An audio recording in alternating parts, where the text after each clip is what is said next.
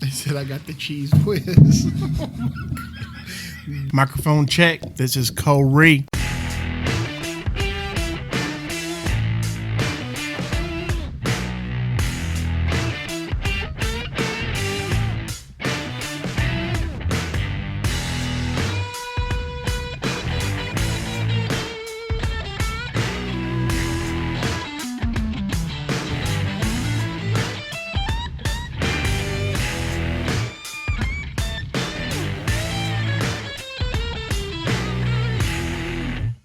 This is the Regular Pastor Podcast. My name is Landon Coleman. I'm the preaching pastor at Emmanuel Baptist Church in Odessa, Texas. Today I have my number one and my number two staff members.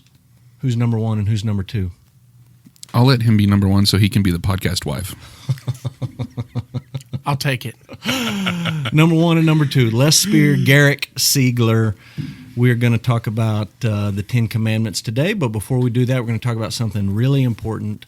The Dallas Cowboys football game tonight. Mm-hmm. Give me your prediction. This will post next week, so we'll see how smart you are or how dumb you are. Your prediction for the Dallas Cowboys versus the New Orleans Saints Thursday Night Football. What do you think, Garrick? Well, I am a true American, and I love the Lord. This is not a comedy section. This is not a comedy The Cowboys podcast. are going to wipe the field. Stop. And be victorious on their way to the Super Bowl. We talked about Commandment 9 last night. Do not lie. That's your real prediction? Cowboys are going to win? What's your real prediction? Bro, I don't know. My hope is that they No, win. your prediction. I don't know. I got Saints 38, Cowboys 25. I don't think it's going to be that close. I don't think so either, but that's having a little hope as a Cowboys fan. The Cowboys are going to get whooped. That's a fact.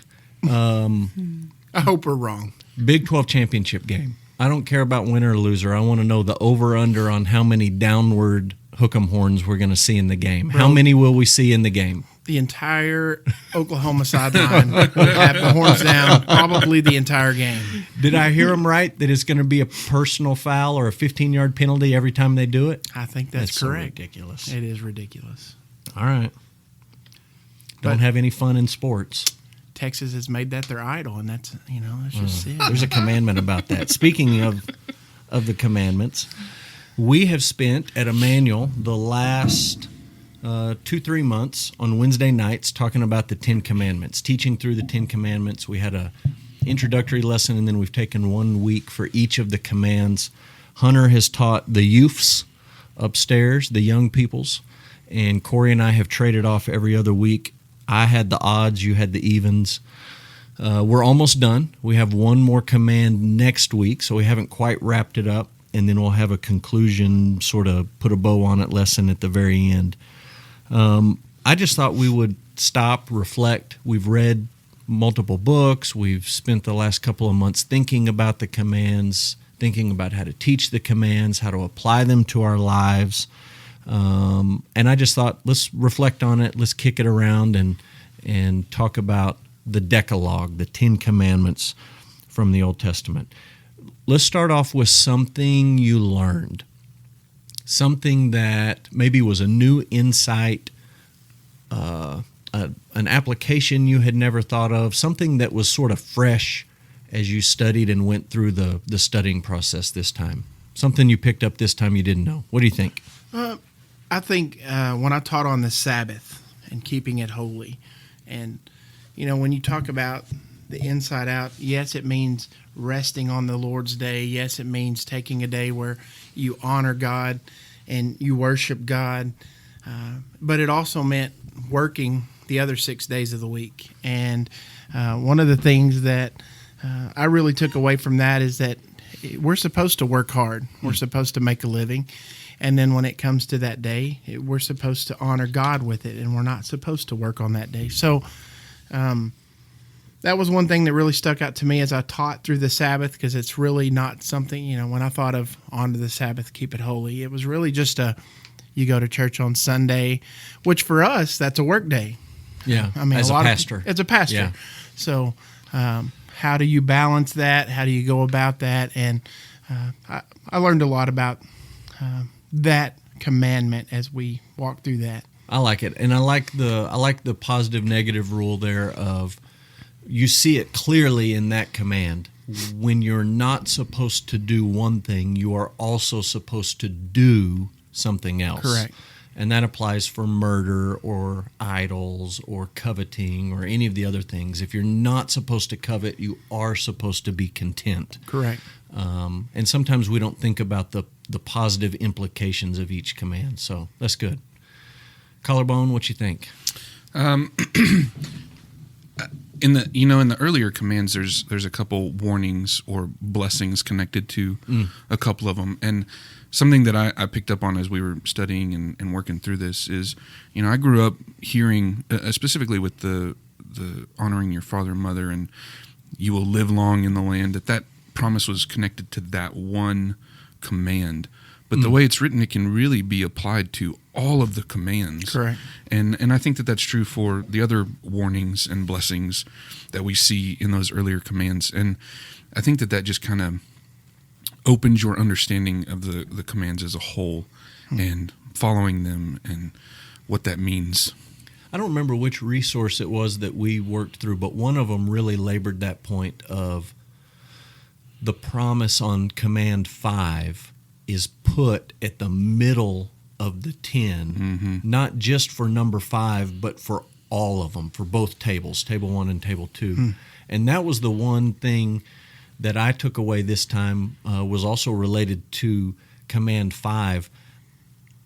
I've had an understanding of there being 2 tables within the law. Table 1, your relationship to God. Table 2, your relationship with people, with others.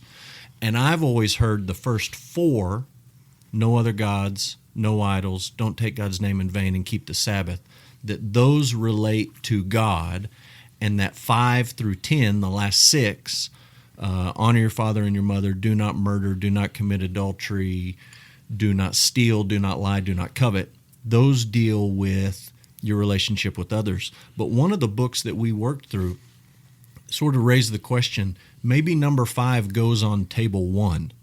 There's not a huge interpretive difference one way or the other, but the first 5 all mention Yahweh, the Lord, and the last 5 don't. And the first 5 all sort of deal with your relationship with God / authority, and your parents are that first line of authority in your life. If you don't learn honor and respect there, you're never going to connect the first 4 commands in how you honor God and respect God. So that was one of the ideas I took away. And again, does it matter which quote-unquote table commandment 5 goes on? Probably not. I had always grouped it with this is your relationship with others, but maybe there's some clues in there that it actually belongs with how you relate to God in general. So always something going new through to learn. this series, I kind of felt like maybe it doesn't belong to either table, but both. And maybe it's this transitional command that belongs on both tables. Yeah, I like that idea. And yeah, very good. I'll just leave it at that. Now we're at the tail end of the series. Why is it important for the believer to know the 10 Commandments? Why is it important for pastors, churches to teach the 10 Commandments? Why is this something that needs to be taught, explained, worked through? Why do we need to walk through this stuff with our people? Why is it important? Well, it's important because it helps us understand what it means to be in covenant relationship with God. It helps us understand the cross better. It helps us understand Jesus and what he came to do and where we fall short. And for those reasons, it's absolutely important that we teach this. So take those one at a time. What do you mean when you say the 10 Commandments help us understand what it means to be in covenant relationship with God? Unpack that idea. So each week when I've been teaching this, I do a recap at the beginning and go through each of the lessons that we've talked about. And the first one was we talked about covenant. What does it mean to be in covenant with God? And I've been teaching the students that God picked out Abraham and said, you will be my people, and I will do this, and you will do this. And part of the covenant with Abraham was that he imposed some rules on his people, the Ten Commandments being some of those. And when we are in covenant with God, there are things that are expected of us. Mm-hmm. He expects a certain lifestyle from us and obedience level from us. And we need to know that. We need to keep that in front of us, and we need to be seeking after that passionately. Yeah, I like that. I like the insight. I like that insight on two levels. One, because it connects the Mosaic covenant with the Abrahamic covenant. To say these are not two different agendas, but the Mosaic covenant, the law, is sort of an add-on or a furthering of what started with Abraham. Abraham and that relationship is primary. And God sovereignly coming to this man, choosing this man, revealing himself to this man, entering a relationship with this man, not on the basis of what he did or how well he obeyed, but just because God wanted to do it. And then you see the same thing in the Exodus. God brings the people out, and he saves them, not because they're good or they're worthy or they've kept the law or they've done anything, but he just saves them. And then once he saves them, he says, now that we're in relationship, this is my expectation of you. So I think that's helpful. That's good. Why else? What was the second thing you said? Something about the cross. It helps us understand the cross. How does it help us understand the cross? Well, in each lesson, what I've done at the end is the connecting it to Jesus, and we have to understand how Jesus fulfills each command so that we can fully understand his work on the cross. And so we have to see that Jesus came to fulfill the law, and we have to see how he fulfills each command, and working through them helps us connect each of those to his life and his ministry and eventually the cross. Yeah. And more, the more you obey these commands, the more Christ-like you are becoming.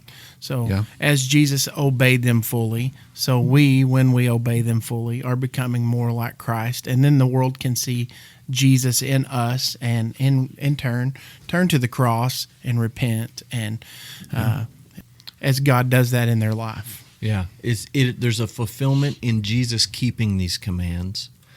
There's the cross where Jesus died for our failure to keep these commands. But then there is God continuing to work in his people so that we become people who keep these commands. Correct. And keeping these commands is sanctification, it's growth, it's becoming more like Christ. And we emphasized that last night. We were talking about Commandment 9, about do not bear false witness and speak the truth, be honest. How we've fallen short. Jesus obeyed that command perfectly. He was always honest. He was always true. He was never deceitful. And he died for our sins, but then he sends the Spirit of truth. John says that over and over and over again. He's going to send the Spirit of truth to sanctify us in his word that is truth.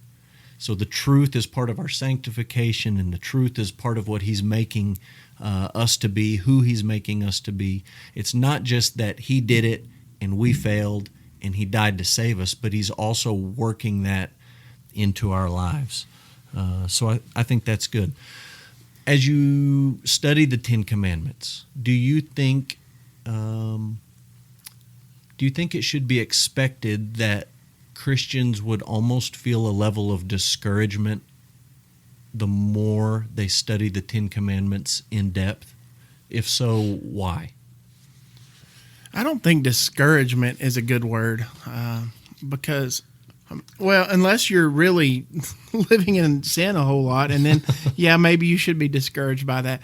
But I think when God reveals himself to you, and if you've truly accepted Jesus as your Savior, I think when God shines light on your sin, and the more you study the Ten Commandments, the more he's going to reveal. Because, I knew the Ten Commandments, but as I have studied through them and God reveals more truth about the Ten Commandments, the more I realize, man, I break these a lot. And just looking at your own life and saying, man, I need to make some changes. So and maybe not discouragement, but conviction? Correct. Yeah, Conviction. conviction. That's a good word, yeah. Yeah. And I just think that's a healthy thing. That's not a discouraging thing. And I think the closer you get to Christ and the more sanctified God, continues to do that work inside of you, the more you become like Christ. I think the more you're going to see other failures in your life. And yeah, I think that's good. And I think discouragement may not be the best word, but when you dig in and you study and you think about what the commands require, what they imply, what they include, it does become heavier. Yeah. That yoke becomes heavier, that burden becomes heavier. And that can move you to despair and moralism and trying to be a better person, or that can drive you to Jesus. Yeah. And what we've tried to do each week when we've taught it is to be very clear. You've broken this command, and you've probably broken it in ways you didn't even realize. Correct. You're worse than you thought you were. But the gospel is better news than you thought it was because Jesus kept it fully, and Jesus is now working this into your life, and there's hope. There's hope in the gospel. So that's good. Any other reasons it's important to teach? One of the things that when we first started this and we talked about, I don't remember exactly who you said it was, but a pastor had said, or someone had asked his congregation how many of the it was someone asked a pastor, name the 10 commandments for me. Yeah. And the fact that he could not. Yeah. And I think that if you do that in churches around America, you would be discouraged at how many people can't even name the 10. Part of me really wanted at the beginning, maybe we should have done this, wanted to give a little pop quiz. Yeah. Hand out a piece of paper, 1 through 10, write the 10 commandments, and see what was the average number that people could get correct. Could they get them in the right order? Because I remember you did that with Exodus about the plagues. List the plagues out. And I wish you would have done that as well. And, most people will throw out murder, adultery, idols. But put on the spot, a lot of people start stumbling once they get to 3, 4, 5 of the commandments rattled off. And it would have been maybe encouraging or maybe discouraging to retest our people at the end and see how many they could list off. But I think you're right. I think we say we believe in the 10 Commandments. We say we're for the 10 Commandments. We like the 10 Commandments monuments. We think that they're important, but do we know them? I mean, that's the top 10. That seems like something, especially as a pastor. You mentioned that I mentioned a pastor who couldn't come up with them. Especially as a pastor, that's something you ought to know. You ought to be able to rattle those off. And I didn't give that quiz at the beginning because maybe I didn't want to know how bad it would have been among our people. Or maybe we should give it at the end just to make sure they were paying there you go. attention. See if they've picked up something along the way and anything stuck with them.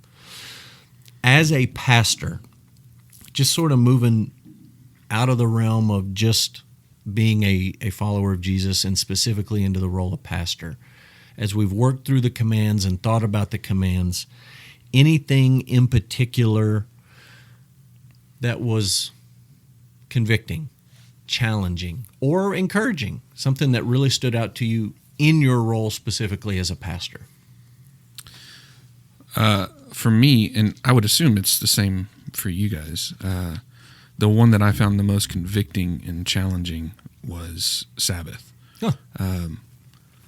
Because Sunday is a work day for us, and it's a day that we're studying for, and we're teaching, and we're discipling, and you're preaching every Sunday. I mean, it's hard for us to actively rest in the presence of God and have a true Sabbath because we're working. Yeah. And so finding the time for that during the week outside of Sunday is kind of hard. Yeah. Yeah. What advice would you give to a pastor, to a regular pastor, to say Sunday morning may not be the time where you keep this, without going down the rabbit hole of Sabbath and Lord's Day, but Sunday's not the day where you can rest and worship distraction free because you are working. How would you advise a regular pastor to implement that into their life? Well, what we taught is that this is the only command that's not repeated in the New Testament. Yeah. And so how we deal with that is we have to understand that there are certain things that we were created to do. We're created to work, we're created to worship, and we're created to rest. And as long as we're doing those things that we're created to do, it doesn't necessarily matter when we do those things. And so for us as pastors who are working on the Sabbath, I think we have to be intentional during our week to take chunks throughout the week to find that Sabbath time, because of the way our schedules fall and we're working all week and then we're working on Sunday on the Sabbath, we've got to take chunks instead of a full day maybe. Maybe so, yeah. I like that idea. Any thoughts you have about the rest, the work, how that flows for a regular pastor? I just think you have to set aside in the same way that you set a time to study with God, and You schedule Sabbath. correct. You just have to schedule it. You have to set apart a time. What happens if you don't schedule it? You won't do it. You'll get too busy. This world, our culture, is very busy, and our kids take so much time, and church members take time. And if you do not take the time to worship and to rest, then you won't do it. Yeah. So schedule it out. I like it. I do think just comparing ministry here at Emmanuel to other places where I've served as pastor, I think it's easier for me to, quote unquote, observe Sabbath on a Sunday. I know that's a funny way of saying it, but to keep that command on a Sunday because we don't have Sunday night church most of the time. Mm-hmm. Yeah. I remember places where we had Sunday night church, and Sunday was just a knockdown, drag out, kick you in the teeth day where you came to the end and you were just done. And I'm tired after church on Sunday morning. I mean, I get here early and it's a busy morning. We have Sunday school and we have worship and we hang around and we visit, but then you're done and you can go home, and I try to take a nap and watch Walking Dead in the evening and whatever you need to do. But it's easier to rest with that. And sometimes I think especially for a regular pastor, guys that pastor smaller to normal sized churches, they may have Sunday morning, they may have Sunday night, and that's challenging. Yeah. It's harder to take a chunk of Sunday when you're working literally from sunup to sundown on a Sunday because of the schedule of the church itself. So, most guys try to take a day off during the week, take a Monday off, take a Friday off, take a half day here or a half day there. I do think that's important, and you're right. You just have to schedule it, and you have to come to the end of your week, and you have to have worked hard Sunday through Thursday to get done the things that you need to get done so that you can have time to rest and not be engaged every single day of the week. If you don't, your calendar will get filled up. Yeah. If you don't control it, it'll control you. What do you think as a pastor? Something that was challenging or convicting? Mine is the one I'm going to teach on next week is coveting. And I think the reason why coveting is such a big deal is because it's hidden. You don't see a lot of it on the exterior. You can hide it. You can put on your, face, your happy face, and people don't see it. And you can, and it's not just material things. It's so many other things as well. You may envy another pastor. You may covet another job. You may covet so many different things. It's not just your neighbor's house or your neighbor's wife. It's so many other things that can be going on inside of you, inside the heart. And then, of course, as you've studied all of these commands, that they're so tightly knit together that when you're breaking one, you're breaking five, because it's like stealing. Obviously, if you steal something, you've probably coveted it. Yeah. You've placed that in the place of God. You've been made deceitful. it an idol. You've dishonored your father and mother. Yeah. When you break one, it's just a laundry list of how you've broken 5 or 6 of them. What do you think are the temptations when it comes to coveting that would be maybe unique or heightened for pastors? Areas where we would particularly be tempted to covet? They want that church job where they don't have Sunday night church. Preach. Maybe the schedule Yeah. of another church. Yeah. Sure. Okay, what else? I think we look at other churches, particularly a lot of times in our area, that have big congregations and huge budgets, and they can do all this amazing looking things. And sometimes we get a little jealous of that. Yep. Maybe we get jealous of facilities, and Yep. we covet and think about, oh, if we only had a building like that, what could we do with that? And coveting's a subtle thing on any level, but I'm just thinking through it as a pastor. You know, if you're a pastor of a church of 50, you probably don't struggle with coveting the building and the schedule and the whatever of the megachurch guy. You probably struggle with coveting the church of 150 and their building and their schedule. Yeah. And then when you're at 150, it's 300. And when you're at 300, it's 700. And 700 is 1,500.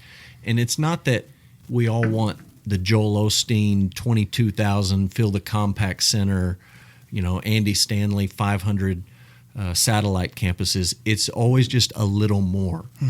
If we could only have enough people for one more service, or if we could only have enough people to add this class, or if we only had enough money to buy this thing we need. If we could only have a gym.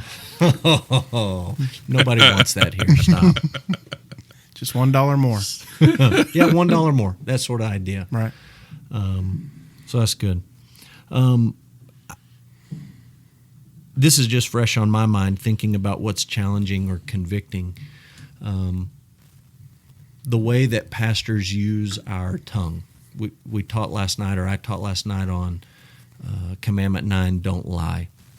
And I didn't spend a lot of time on it in the lesson, but I did mention it, that Martin Luther used to say the chief offenders in the 9th commandment are false teachers, people who stand up and say things about God that aren't true. That should be not a frightening thing, but it should be a sobering thing, and it should be a heavy weight just to remind yourself, I'm not just talking about football games. I'm not just talking about, earthly matters. I'm talking about the God of the universe. And I do not need to misrepresent him. And connected with that is the other command that deals with our tongue, and it's don't take God's name in vain. I don't think the three of us struggle with getting up and using God's name as an expletive in the middle of a sermon. I think what the struggle for us might be is going through the motions of prayer, going through the motions of Bible study, going through the motions of singing, without having your mind and your heart engaged in what's actually going on. Sure. And if you've been a pastor for any length of time, you can do that. You can go through the motions. You can pray the prayer that everyone expects you to pray at this point in the service. You can bless the food. You can lead the Bible study. You can give the counsel or the advice, and you just know what to say, and you can put it on autopilot without giving consideration to the weightiness of what you're doing in the moment, in talking to God and leading his people in prayer, in engaging with him in worship, in speaking on his behalf as you preach. You're not just giving a talk. You're not just delivering a lecture, but you're standing in front of people telling them this is what God says. And you better get it right, and your heart better be engaged in that, and it better not just become routine. What about, as you studied, your favorite reference or book or resource, and why? What did you like the best? I really liked the book by Moeller. Sure, it wasn't the Bible.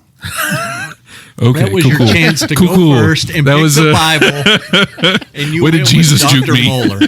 Dr. Moeller 1A, Moses 1B. You're welcome. You guys are awesome. Why'd you like the Moeller book? I just like his writing. Yeah. I think he is very good at breaking things down, and I Smart. don't listen to his podcast because he talks really fast and it's almost monotone.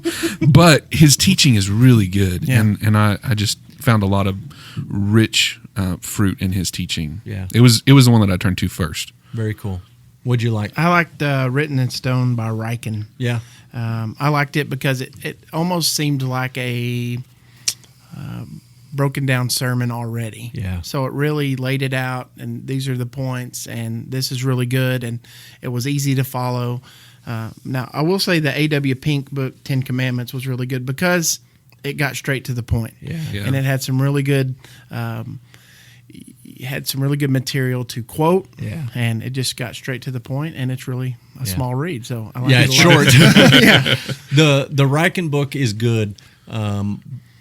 At heart, he's a pastor. I think at one point he was pastor at 10th Presbyterian in Philadelphia, and then he's had some other academic roles. But even when you read his commentaries, they're very sermonic, if that's a word. Yeah. And there's meat, and there's insight, and there's language studies, and all sorts of that technical stuff you're looking for. But it's presented in a way that is closer to a sermon than just a dictionary entry. So that's good. And I wrote down the Pink book. I liked it because he's just so quotable. And in being quotable, what he's doing is he's taking big ideas and making them very simple, that drive them home and that stick with you. And the one that I took away from last night, we're talking about lying, we're talking about telling the truth, and he's talking about God is truthful, God is a truth-telling God, Satan is a liar. And the quip, I'm not going to quote it exactly, but I'll never forget the idea, is there's no sin that makes you more like the devil than lying. Yeah. He was a liar from the beginning. And just to take that one little thought and put it in a quote that just punches you in the gut is a helpful thing when you're studying and also when you're teaching. So very good. All right. Well, I appreciate you guys. Thanks for your work, your study over the last couple of months. We have one more to teach next week. The easy one, the one nobody struggles with, commandment number 10. Actually, the one that Paul says, if it wasn't for that one, I wouldn't have even seen my own sin. That was the one that really drove it all home for Paul. So get ready for a gut check next week. Gut check. There you go. All right. Thanks for listening to this episode of the Regular Pastor Podcast. Check us out online. We'll be back with a new podcast in a couple of weeks. Until next time, this is the Regular Pastor, out.